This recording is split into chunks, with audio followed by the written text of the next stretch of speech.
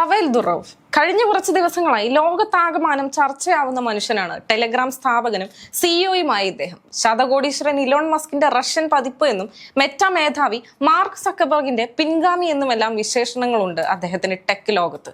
പല കാലങ്ങളിലായി വിവാദങ്ങളുടെയും ഉറ്റതോഴനാണ് അദ്ദേഹം. അതിന്റെ തുടർച്ചയായി പ്രതിക്കൂട്ടലായതും നമ്മൾ കണ്ടു. ഉപഭോക്താവിന്റെ സ്വകാര്യത സംരക്ഷിക്കാൻ എന്ന പേരിൽ കൊണ്ടുവന്നിരിക്കുന്ന ടെലഗ്രാം ഫീച്ചറുകളാണ് അദ്ദേഹത്തെ കുടുക്കിയത്. ഓഗസ്റ്റ് 25-നാണ് ഫ്രാൻസിലെ ബുർഷെ വിമാനത്താവളത്തിൽ വെച്ച് അപ്രതീക്ഷിതമായി പവേൽ അറസ്റ്റ് ചെയ്യപ്പെട്ടത്. 96 മണിക്കൂർ പോലീസ് കസ്റ്റഡിയിൽ കഴിഞ്ഞ പവേലിന് ഒടുവിൽ 50 ലക്ഷം യൂറോയിന്മേൽ ഏകദേശം 46 കോടി ഇന്ത്യൻ രൂപയിന്മേൽ ജാമ്യം അനുവദിച്ചു. പക്ഷെ കേസ് നടപടികൾ അവസാനിക്കും വരെ ഫ്രാൻസ് വിട്ടുപോകാൻ അനുവാദമില്ല. അതുമാത്രമല്ല, ആഴ്ചയിൽ 2 ദിവസം ഫ്രാൻസിലെ അന്വേഷണ ഏജൻസികൾക്ക് മുന്നിൽ നേരിട്ട് ഹാജരാവുകയും വേണം.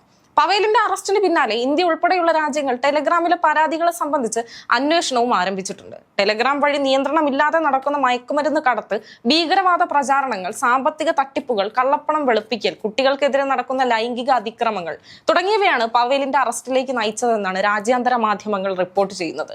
ഇതോടൊപ്പം പവേലിനെതിരെയുള്ള മറ്റു കേസുകളും വീണ്ടും വാർത്തകളിൽ നിറയുന്നുണ്ട്. അതിലൊന്ന് മുൻ പങ്കാളി നൽകിയതാണ്. എന്തായാലും ഉപഭോക്താവിന്റെ സ്വകാര്യത സംരക്ഷിക്കാൻ എന്ന പേരിൽ കൊണ്ടുവന്നിരിക്കുന്ന ഫാക്ടേഴ്സിൽ വിട്ടുവീഴ്ച ചെയ്യേണ്ട അവസ്ഥ തന്നെയാണ് ദുറോവിന്. അങ്ങനെ ഒടുവിൽ പവേൽ ദുറോവ് വഴങ്ങി എന്ന് തന്നെ പറയാം. ദുരുപയോഗപ്പെടാവുന്ന ഫീച്ചറുകൾ ടെലഗ്രാം ആപ്പിൽ നിന്ന് നീക്കം ചെയ്ത് ഉള്ളടക്കം കൃത്യമായി പരിശോധിക്കാൻ ടെലഗ്രാം പുതിയ സമീപനം സ്വീകരിക്കുകയാണെന്നും നിയമവിരുദ്ധ പ്രവർത്തനത്തിന് ദുരുപയോഗം ചെയ്യുന്ന ഫീച്ചറുകൾ ഇനി ആപ്പിൽ ഉണ്ടാകില്ലെന്നും ദുറോവ് വ്യക്തമാക്കി. തട്ടിപ്പുകാരും ക്രിമിനലുകളും ദുരുപയോഗം ചെയ്യുന്നു എന്ന ആരോപണം ഉയർന്നതിനാൽ ടെലഗ്രാം ആപ്പിലെ ചില ഫീച്ചറുകൾ പ്രവർത്തനരഹിതമാക്കുകയോ നീക്കം ചെയ്യുകയാണെന്ന് ദുറോവ് പ്രഖ്യാപിച്ചു.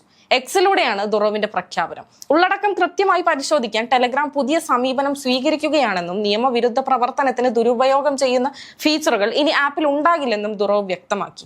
1 കോടി ആൾക്കാരാണ് ഇപ്പോൾ പണമടച്ചുള്ള ടെലഗ്രാം പ്രീമിയം ആസ്വദിക്കുന്നത്. അതിനാൽ കാലഹരണപ്പെട്ട ചില ഫീച്ചറുകൾ ഒഴിവാക്കി ഞങ്ങൾ പുതിയ ഫീച്ചറുകൾ അവതരിപ്പിക്കുകയാണ്. ടെലഗ്രാം ഉപയോക്താക്കളിൽ 0.1% താഴെ മാത്രം ഉപയോഗിച്ചിരുന്ന പീപ്പിൾ നിയർ ബൈ ഫീച്ചർ നീക്കം ചെയ്തു. ഇത് തട്ടിപ്പുകാർ ദുരുപയോഗം ചെയ്യുമായിരുന്നു.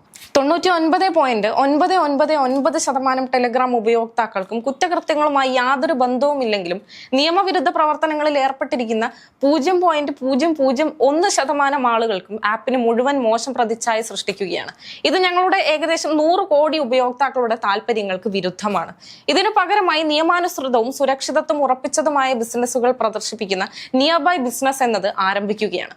ഇതുവഴി ഉൽപ്പന്ന കാറ്റലോഗുകൾ പ്രദർശിപ്പിക്കാനും പേയ്മെന്റുകൾ തടസ്സമില്ലാതെ സ്വീകരിക്കാനും കഴിയുമെന്നും ദുറോവ് എക്സ് പോസ്റ്റിൽ വ്യക്തമാക്കി. പുതിയ മീഡിയ അപ്ലോഡുകൾക്കുള്ള ഫീച്ചറുകളും തൽക്കാലം പ്രവർത്തനരഹിതമാക്കുകയാണെന്നും ദുറോവ് പറഞ്ഞു. ടെലഗ്രാമിലൂടെ ഫ്രഞ്ച് മണ്ണിൽ ആസൂത്രിത കുറ്റകൃത്യം അനുവദിച്ചു എന്ന് ചൂണ്ടിക്കാട്ടി ഫ്രഞ്ച് കോടതി ദുറോവിനെതിരെ കേസ് ചുമത്തി ആഴ്ചകൾക്കകമാണ് പുതിയ പ്രഖ്യാപനം.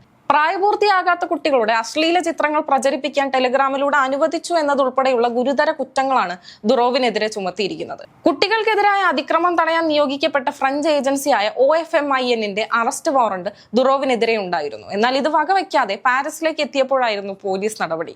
വഞ്ചന, മയക്കുമരുന്ന് ഉപയോഗത്തിന് പ്രചാരണം നൽകൽ, സൈബർ ലോകത്തിലെ ഭീഷണിപ്പെടുത്തൽ, കുട്ടികളുടെ ലൈംഗികത പകർത്തി ചിത്രങ്ങളും വീഡിയോയും പ്രചരിപ്പിക്കാൻ അനുവദിച്ചു തുടങ്ങി ഫ്രഞ്ച് നിയമങ്ങൾ പ്രകാരം കുറഞ്ഞത് 7 വർഷത്തോളം തടവ് ശിക്ഷ ലഭിക്കാൻ തക്ക വകുപ്പുകളാണ് ദുറോവിനെതിരെ ചുമത്തിയിരുന്നത്.